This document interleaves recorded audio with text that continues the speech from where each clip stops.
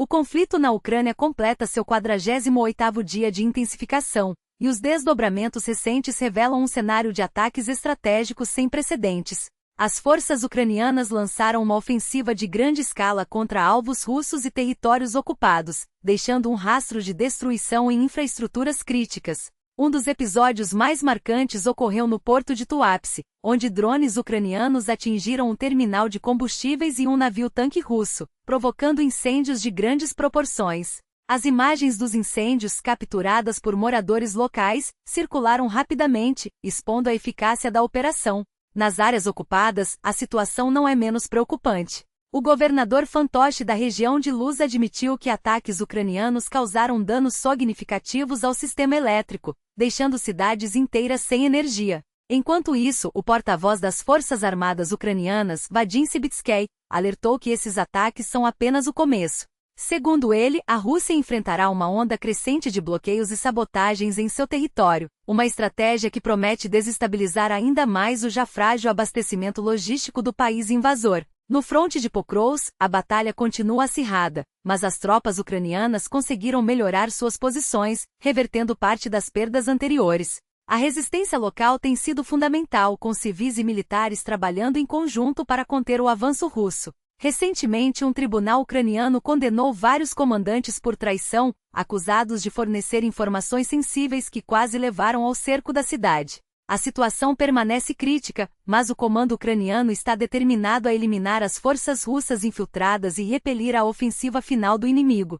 Se conseguirem, as consequências para Moscou serão devastadoras. Enquanto isso, Denis Pushilin, líder da autoproclamada República Popular de Donetsk, tentou reforçar a narrativa de controle russo sobre Pokrovsk, visitando a região para gravar um vídeo propagandístico. No entanto, a farsa foi rapidamente desmascarada. As imagens revelaram que ele estava a mais de 30 quilômetros da cidade, expondo a fragilidade da presença russa na área. Além disso, jornalistas ocidentais que tentaram acessar Pokrovsk foram impedidos pelas autoridades russas, que não permitiram a entrada de nenhum observador independente, reforçando as suspeitas de manipulação. Em outro desdobramento, a Venezuela pediu apoio militar à China, Irã e Rússia, enquanto os Estados Unidos se mantiveram à parte. Nenhum dos países mencionados respondeu publicamente ao pedido, mas a Rússia, surpreendentemente, enviou uma delegação ao país sul-americano. Embora não se espere que Moscou forneça ajuda substancial, o gesto certamente agradou ao governo venezuelano, que vê nos Estados Unidos seu principal adversário. Enquanto isso, a operação militar americana na Síria e no Iraque se aproxima do fim, mas os detalhes dessa retirada ainda são incertos. Nos bastidores, desertores russos continuam a denunciar as condições desumanas nas linhas de frente. Aqueles que conseguem escapar relatam um cenário de carnificina, com soldados sendo enviados para a morte em massa. Homens desaparecem sem deixar rastros e as baixas são tão altas que o Kremlin prefere ocultar os números reais. Esses depoimentos, somados às imagens de destruição, pintam um quadro sombrio da guerra, onde a vida humana vale cada vez menos. Para quem busca informações confiáveis e sem censura, é essencial apoiar fontes independentes. Seu engajamento, seja por meio de curtidas, comentários ou assinaturas, faz toda a diferença para que esses conteúdos continuem circulando. Além disso, contribuições financeiras como as feitas via Patreon ajudam a manter o trabalho jornalístico vivo. Outra forma de apoiar é adquirindo uma VPN, que permite contornar bloqueios e acessar livremente plataformas como YouTube, Twitter, Instagram e Telegram, garantindo que você tenha controle sobre o que consome na internet. Com a VPN, você decide o que assistir, ouvir e ler, sem depender das restrições impostas por governos autoritários. As compras podem ser feitas de forma rápida e segura, e o uso desses serviços ainda é legal na Rússia por enquanto. Voltando ao conflito, os ataques ucranianos não se limitaram ao porto de Tuapse. Na noite anterior, moradores da região de Krasnodar relataram uma série de explosões, confirmadas posteriormente pelas autoridades locais. O Ministério da Defesa russo admitiu danos à infraestrutura portuária, incluindo um incêndio em um terminal de combustíveis e um navio-tanque atingido. Análises de imagens de satélite indicam pelo menos 3 focos de incêndio, 2 em terminais de petróleo e 1 em um cargueiro próximo ao cais. Embora ainda não haja confirmação oficial, há indícios de um 4º foco em outra área do porto. Esses ataques repetidos mostram que a Ucrânia não dá trégua, mesmo após uma ofensiva semelhante em fevereiro deste ano. Além do porto, outras regiões sofreram com os ataques.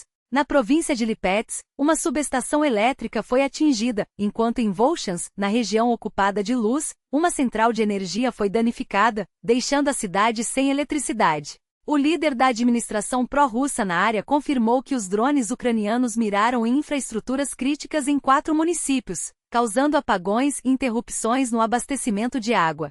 Embora parte dos serviços tenha sido restaurada com linhas de emergência, os reparos completos ainda levarão tempo, e novos ataques podem agravar a situação. A lógica por trás desses ataques é simples, mas devastadora. Toda infraestrutura tem um limite de resistência. Quando os danos superam a capacidade de recuperação, o sistema entra em colapso. É exatamente isso que está acontecendo, e vai piorar. Nos próximos meses, a rede energética russa e dos territórios ocupados enfrentará um desgaste crescente, a menos que Moscou interrompa sua agressão. As operações ucranianas desta noite foram apenas um vislumbre do que está por vir. Os alvos atingidos incluem bases militares, depósitos de combustível e instalações estratégicas em diversas regiões. Em áreas ocupadas como a Crimeia, houve relatos de ataques a infraestruturas militares e energéticas. Na região de Belgorod, objetos críticos foram danificados, enquanto em Krasnodar, além do porto de Tuapse, outras instalações sofreram impactos. A lista de alvos é extensa, e o número real de danos pode ser ainda maior, já que nem todas as áreas estão sob monitoramento constante. O Estado-Maior ucraniano deve divulgar mais detalhes em breve, mas uma coisa é certa: a Ucrânia não vai parar. Enquanto alguns esperam para ver os próximos passos, outros já se preparam. O comandante das Forças de Sistemas Não Tripulados da Ucrânia, Mikhailo Fedorov, deixou claro que essa é apenas a primeira fase de uma estratégia mais ampla. O que vem pela frente promete ser ainda mais intenso. E não apenas bloqueios passageiros. Esses vermes do apagão não são um bicho de 7 cabeças, apenas pequenos inconvenientes, algo a que vocês terão que se acostumar. Mas o voo da ave ucraniana livre sobre os pântanos russos não segue horários previsíveis. Por isso mesmo, ela é chamada de livre, porque junto com os sistemas de ataque profundo, promete uma adaptação rápida, ainda que forçada. Vocês vão se virar velas, lanternas, lampiões à bateria, até aquelas guirlandas decorativas que vocês tanto amam. Não vamos avisar cada alvo, nem dar coordenadas. Aqui a lógica é simples: luz e calor quando der, escuridão e frio quando não der. Enquanto ainda houver internet, a inteligência de minhoca de vocês nos canais públicos continuará funcionando. Mas, sem dúvida, o combustível de minhoca de vocês está se tornando um líquido cada vez mais raro, queimando rápido como petróleo em chamas. Não é coincidência que nos últimos dias ataques a subestações tenham deixado cidades inteiras da Rússia e territórios ocupados, sem eletricidade e aquecimento. A Ucrânia está conduzindo uma campanha sistemática contra a infraestrutura energética russa em resposta ao terrorismo de Moscou contra as usinas ucranianas. E em dezembro, essa campanha promete escalar para um novo patamar, com mísseis e drones operando em regime diário. Para que os ataques à energia russa parem, basta que o Kremlin abandone o terror contra civis ucranianos. Para que os ataques à Rússia cessem por completo, basta que ela abandone esta guerra criminosa e agressiva. Mas, enquanto isso não acontecer, a situação só vai piorar. E não há como fugir dessa realidade. Esta não é uma guerra como as outras. O inverno que se aproxima será diferente dos anteriores porque antes, a Ucrânia não tinha meios de responder, ou pelo menos, não na mesma escala. Agora, a equação mudou. E a Rússia já começa a sentir isso na pele: apagões, falta de aquecimento, desabastecimento. Tudo isso está ligado à energia. É terrível? Sem dúvida. Mas a alternativa, sentar-se em casas geladas, sem luz, enquanto a guerra continua, é ainda mais monstruosa. Não há outra saída. A única forma de deter um agressor é privá-lo dos meios para continuar a agressão. Por isso, se você está na Rússia, prepare-se. Estoque geradores, velas, alimentos não perecíveis. Esta será uma das piores temporadas de inverno em décadas, e as sanções anteriores já deixaram marcas profundas. Vladimir Putin não vai desistir da ilusão de que pode arrancar alguma vitória da Ucrânia. Enquanto isso, as forças de sistemas não tripulados da Ucrânia seguem expandindo suas fileiras. O plano é recrutar 15.000 pessoas, um número que pode mudar radicalmente o curso da guerra, multiplicando a capacidade de destruir ocupantes e alvos estratégicos russos. Os resultados já são visíveis. Em outubro de 2023, as forças ucranianas de drones atingiram mais de 8.000 alvos russos, totalizando 26,5 mil desde o início da contraofensiva. Um aumento de 20% em relação a setembro, quando foram registrados cerca de 6,5 mil ataques. A cada 3 drones lançados, um elimina efetivamente um soldado inimigo. E os números não param de crescer. Desde o anúncio do recrutamento para as forças de sistemas não tripulados, em apenas 24 horas, foram recebidas 1.411 inscrições, 164 de civis, 33 de voluntários das Forças de Defesa Territorial e 64 de militares que desejam migrar para a unidade. Dessas, 63 já foram processadas e os candidatos convocados para entrevistas imediatas. Um ritmo impressionante, especialmente quando comparado a outras iniciativas de recrutamento.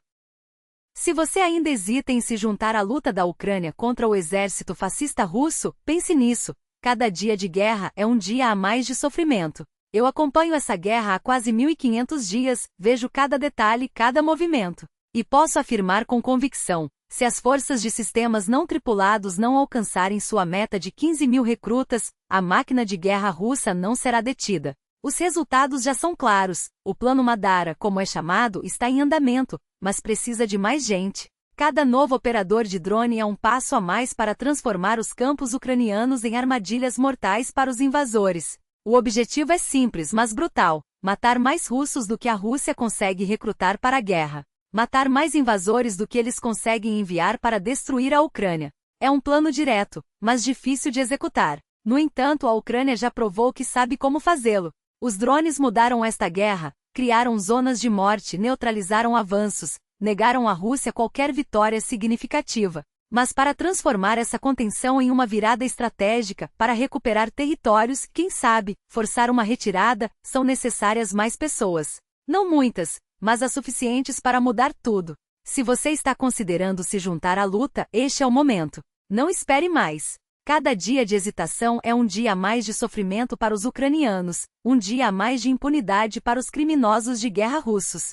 Enquanto as forças de sistemas não tripulados se fortalecem e as refinarias e subestações russas queimam, lembre-se, a batalha decisiva está acontecendo agora, nas trincheiras onde os defensores ucranianos resistem com tudo o que têm. Eles precisam de apoio, de recursos, de equipamentos, de reforços. Neste exato momento, os soldados da 54ª Brigada Mecanizada Separada, do 2º Batalhão, 6ª Companhia, estão na linha de frente. Em um apelo recente, eles pediram ajuda urgente. Caros compatriotas, precisamos de mais pessoas, de mais equipamentos, de mais tudo. Acreditamos na vitória, mas não podemos fazer isso sozinhos. Cada doação, cada voluntário, cada drone enviado para a linha de frente faz a diferença. A guerra não espera. E a Ucrânia também não. E cada minuto conta. A ajuda de vocês não é apenas bem-vinda, é vital. Nossa brigada, minha unidade, está precisando de tudo: munição, equipamentos de proteção, drones, suprimentos médicos. Cada contribuição, por menor que seja, faz a diferença.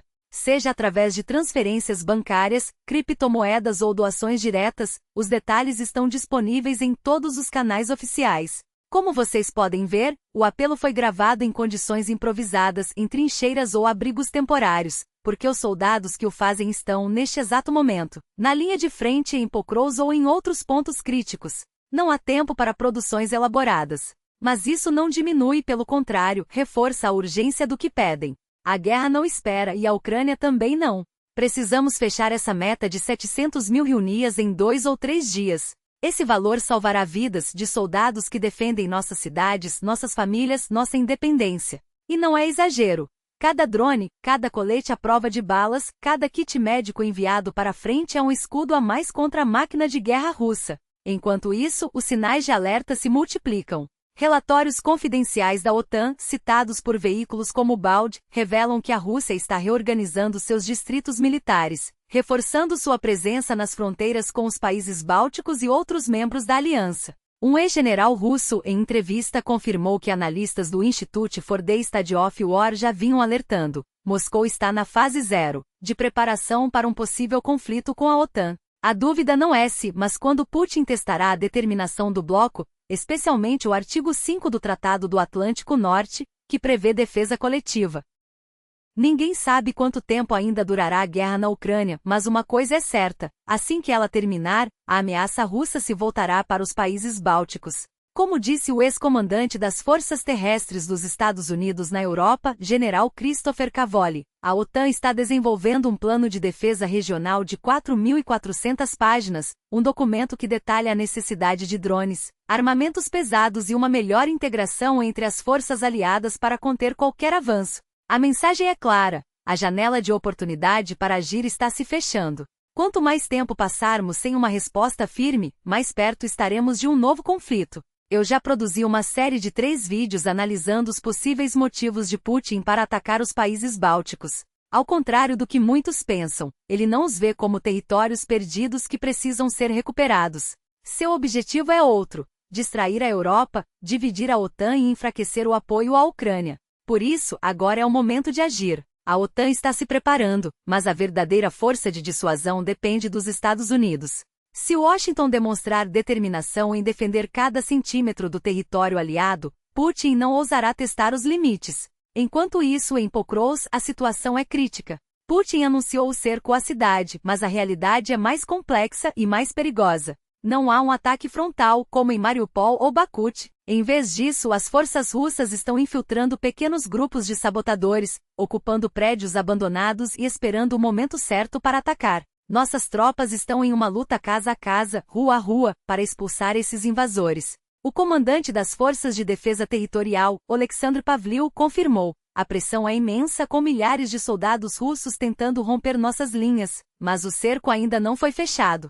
Estamos garantindo a logística, evacuando civis e contra-atacando com todas as forças disponíveis, incluindo unidades de assalto, drones, forças especiais da SBU e até mesmo o Diretório Principal de Inteligência. E aqui está um detalhe revelador: a Rússia está convidando jornalistas ocidentais para visitar Pokrovsk, como se a cidade já estivesse sob seu controle. O correspondente de guerra Yuri Butuzov, que raramente aparece em público, compartilhou um e-mail do primeiro canal russo oferecendo acesso exclusivo. Mas há um problema: até agora não há imagens novas que comprovem o domínio russo sobre áreas estratégicas. O que temos são relatos de nossos soldados que continuam resistindo e de civis que ainda conseguem fugir. A propaganda russa tenta vender uma vitória que não existe, e cabe a nós não deixá-los reescrever a história. A guerra não é vencida apenas com armas. É vencida com informação, com solidariedade, com a certeza de que não estamos sozinhos.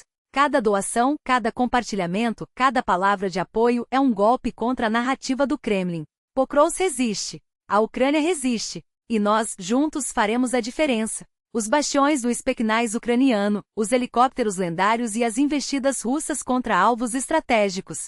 Fontes como a Reuters confirmam que a operação foi pessoalmente supervisionada pelo chefe da inteligência militar ucraniana, Kirill Budanov, um sinal claro de que Kiev não está apenas reagindo, mas ditando o ritmo da guerra. Os vídeos que circulam são caóticos, propositalmente confusos.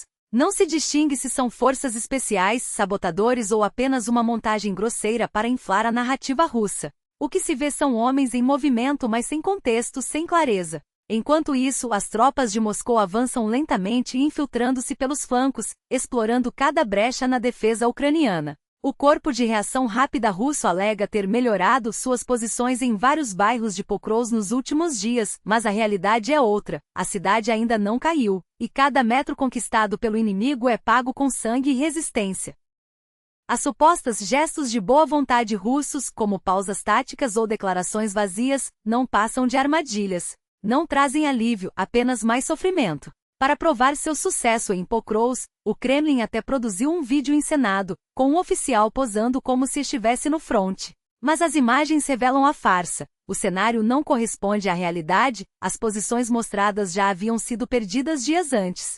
Enquanto isso, jornalistas independentes como Yuri Butuzov desmascaram a propaganda, mostrando que as tropas russas estão a dezenas de quilômetros da linha de frente, longe do controle total que Moscou alardeia. A situação no norte de Pokrovsk é especialmente crítica. A perda de Rodinsky e a pressão sobre a estrada para Mirnohad ameaçam isolar as forças ucranianas, criando um corredor que poderia cortar o abastecimento e as rotas de fuga. No sul, a infiltração russa continua com sabotadores e grupos de assalto tentando romper as defesas em pontos como Novopavliva e Vuhledar. Cada avanço inimigo é contido com fogo de drones, artilharia e a coragem dos soldados que, mesmo em menor número, não cedem um palmo de terra sem luta. Mas a guerra não se decide apenas no campo de batalha. Ela se decide na capacidade de adaptação, na punição dos erros e na transparência. O chefe do Estado-Maior ucraniano, Valery Zaluzhny, já começou a agir. Comandantes foram destituídos por falharem em Pokrovsk, entre eles o general Oleksandr Melnik, da 51ª Brigada, e o coronel Yor Myshyn, do 132º Batalhão. As razões? Perdas desnecessárias, informações falsas e a incapacidade de conter o avanço russo. Se essas demissões forem confirmadas, serão um recado claro: a Ucrânia não tolerará incompetência enquanto vidas estão em jogo. E quanto à operação de desembarque do GUR, inteligência militar, perto de Pokrovsk? Uma ação ousada, quase suicida, que surpreendeu até os analistas mais céticos. Na madrugada de 29 de outubro, 2 helicópteros, um Mi-8 e um U-60 Black Hawk, transportaram forças especiais ucranianas para uma zona de alto risco. Os soldados tomaram um prédio estratégico, resistiram por horas sob fogo intenso e, mesmo com baixas, conseguiram se retirar. O ataque não foi uma tentativa de retomar território, mas uma demonstração de que a Ucrânia ainda tem capacidade de golpear onde menos se espera. O Kremlin tenta vender cada pequeno avanço como uma vitória decisiva, mas a verdade é que Pokrovsk resiste. As tropas russas estão exaustas, suas linhas de suprimento são frágeis, e cada passo adiante é uma batalha perdida em outro lugar. Enquanto isso, a Ucrânia reorganiza suas forças, pune os erros e prepara suas próximas jogadas. A guerra não será vencida em um único dia, mas em cada decisão certa, em cada ato de coragem e em cada momento em que escolhemos não acreditar na mentira. Pokrovsk não cairá sem luta. A Ucrânia não se renderá. E nós, do lado certo da história, não permitiremos que o mundo esqueça o que está em jogo. Eis o que realmente importa. Cada movimento russo em Pokrovsk não passa de uma farsa calculada, um teatro de sombras projetado para esconder a verdade. Eles avançam sim, mas o que conquistam? Ruínas, cadáveres e uma ilusão de controle que se desfaz ao menor sopro da realidade. Os ucranianos não caíram na armadilha. Não se deixaram enganar pela narrativa de vitória iminente que Moscou tenta vender ao mundo. E as provas estão aí nos próprios vídeos que os russos divulgam, ou melhor, nos que não divulgam. Olhem com atenção. Onde estão as imagens dos especialistas abatidos? Onde estão os registros dos drones russos capturando o momento exato em que seus helicópteros despejam tropas? Não existem. O que vemos são montagens grosseiras, silhuetas borradas em preto e branco, explosões editadas para parecerem maiores do que são. É propaganda pura, um espetáculo de mentiras para consumo interno, enquanto a realidade no terreno conta outra história. Os drones ucranianos não só registraram a operação, como mostraram a fragilidade russa. Helicópteros que decolam às pressas, sem cobertura aérea, sem controle efetivo do espaço. Se os russos dominassem a área, como alegam, por que seus próprios drones não capturaram nada além de sombras e fracassos? Pokrovsk não é Bakhmut, não é Avdiivka. Não é um cerco clássico, com linhas de frente definidas e uma batalha por cada quarteirão. É uma guerra psicológica disfarçada de avanço militar. Os russos infiltram pequenos grupos, ocupam prédios vazios, evitam confrontos diretos, não porque sejam estrategistas brilhantes, mas porque não têm forças para fazer diferente. Seu objetivo não é tomar a cidade. É criar pânico, forçar uma retirada ucraniana, vender a ideia de que a Ucrânia está à beira do colapso. Mas a Ucrânia não se dobra a intimidações. Cada soldado que resiste, cada drone que sobrevoa as posições russas, cada decisão de não recuar é um golpe nessa narrativa. E por que a Rússia insiste nesse jogo suicida?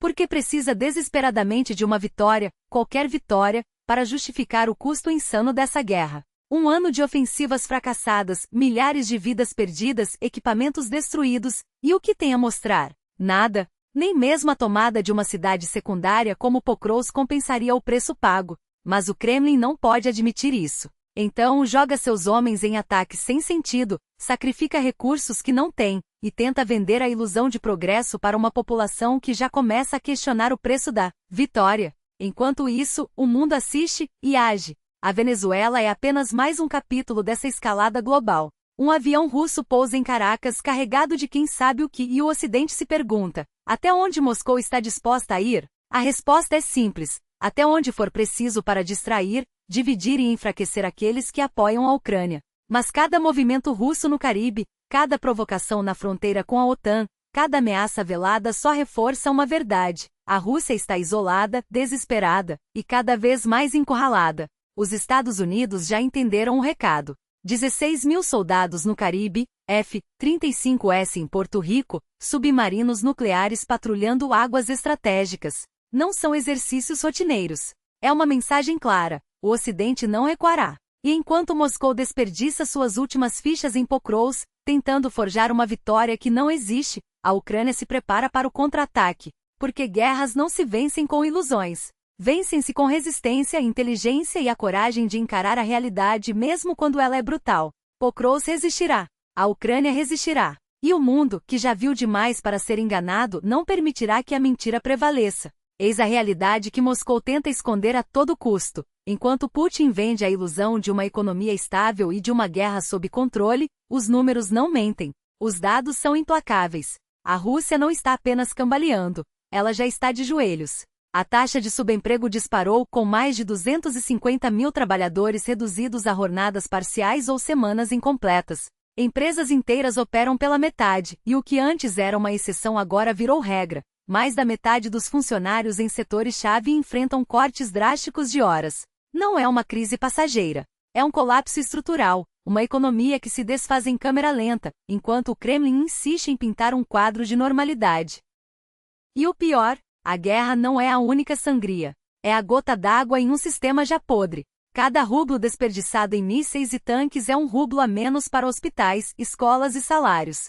Cada soldado enviado para a Ucrânia é um pai, um filho ou um irmão arrancado de comunidades que já não têm mais como se sustentar. Enquanto isso, nos bastidores, a máquina de propaganda trabalha a todo vapor, tentando convencer o povo de que o sacrifício vale a pena. Mas a verdade é que não há vitória à vista, apenas mais miséria, mais corpos e mais promessas vazias. E não são apenas os números que expõem a farsa. São as vozes dos que vivem ou sobrevivem nesse pesadelo. Como a de Andrei, o soldado russo que teve a mão destroçada em combate, foi operado às pressas e mesmo sem recuperação, foi jogado de volta à linha de frente. Seu comandante não apenas ignorou seu estado, mas ameaçou executá-lo se tentasse abandonar a posição. Uma história que se repete: homens tratados como peças descartáveis, comandantes que agem como senhores da vida e da morte, e um sistema que não hesita em esmagar quem ousa questionar. Andrei fugiu, e agora, com provas em mãos, expõe a podridão de uma máquina de guerra que devora seus próprios soldados. Mas a crueldade não para nas trincheiras. Ela se estende às aldeias, às famílias, aos que ficaram para trás. Como Mikhail, um veterano que voltou para casa e encontrou apenas cinzas, sua terra vendida a empresas estrangeiras, seus vizinhos mortos ou mutilados, e um futuro roubado em nome de um projeto que não é seu. A estrada que estão construindo às margens do rio Chico não é para os moradores, é para facilitar o saque dos recursos que a Rússia não tem como explorar sozinha. E enquanto a China lucra, os russos comuns perdem tudo: suas casas, suas terras, sua dignidade. Não somos pessoas para o Estado, diz Mikhail. Somos apenas números, carne para canhão ou mão de obra barata. Essa é a Rússia de Putin, um país onde a lealdade é cobrada com sangue, mas nunca retribuída. Onde a guerra não é uma escolha, mas uma sentença. Onde os heróis são abandonados, os dissidentes são esmagados e os que sobram são deixados à própria sorte, enquanto o Kremlin celebra vitórias que nunca aconteceram. Mas a resistência não morre. Ela se esconde nas entrelinhas dos relatórios econômicos, nas gravações de soldados desesperados, nas vozes dos que ainda ousam dizer basta. O Ocidente não pode fechar os olhos para essa realidade. Porque não se trata apenas de geopolítica, trata-se de humanidade. Cada sanção aplicada, cada apoio à Ucrânia, cada denúncia das atrocidades russas é um golpe contra a máquina de opressão que sufoca o povo russo tanto quanto ameaça o mundo. A história já mostrou o que acontece quando tiranos acreditam que podem agir impunemente. E ela também mostrou que mais cedo ou mais tarde, a verdade sempre prevalece. A pergunta não é se o regime russo cairá, é quando. E quando esse dia chegar, o mundo terá que estar preparado para não repetir os erros do passado. Porque a Rússia não merece mais um ciclo de violência e vingança. Ela merece justiça. E seu povo finalmente merece liberdade.